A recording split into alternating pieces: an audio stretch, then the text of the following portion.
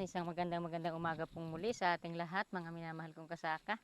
Nandito po ako sa aming gulayan, kung saan ay ito yung gulay ng aking anak.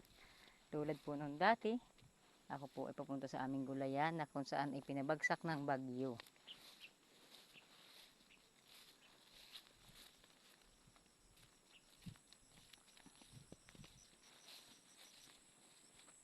Yan nga po yung aming sitawan at kahit pa paano binangon namin, baka sakali pang bumunga. At yan po, namumulaklak din po kahit paunti-unti at sumuloy po ng bago. Hindi ko lang po alam kung yan ibubunga ng maganda. At ari po yung aking talungan. Ayan nga po, patay na ulit yung isang puno. Oh. Ayan po. Ayan, nangangamatay po ang mga talong.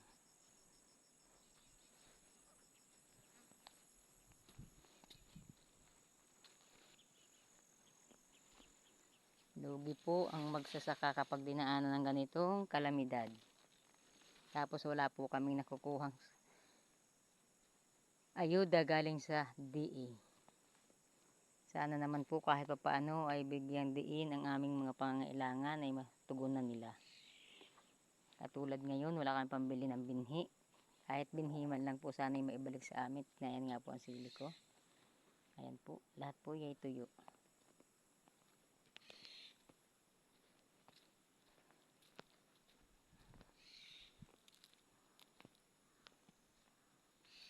Ito nga po yung aking ilang punong mustasa.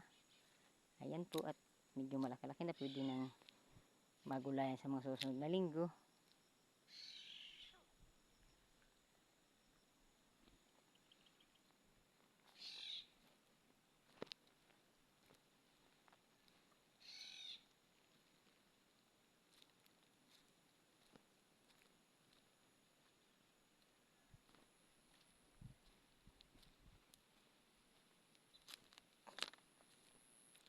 Ito po yung talungan ko, hindi pa nga lang po ito nagagamasan, kabiak pa lang po ang nagamasan ko.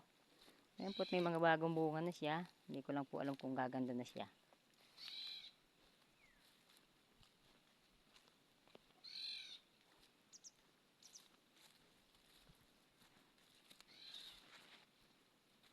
Pasyalan po natin itong aking ampalayahan na kung saan ay sinaid ng bagyo. At ngayon po ay ang pakikinabangan ko ay kalabasa na lang. Dahil ito nga po ay kalabasahan ng ilalim. Ayan po at namumulaklak ng kalabasa. At nabuko na rin po siya. Ayan po ang buko.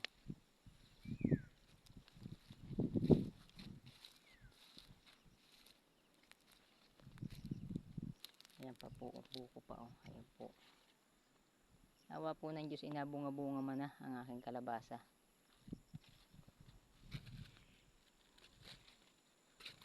At ayan pa po ang aking mustasa.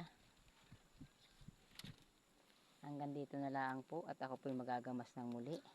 Maraming salamat po sa mga sumusuporta at nanonood ng aking mga video. Paki-follow and share na rin po. Hanggang dito lang po. Bye-bye.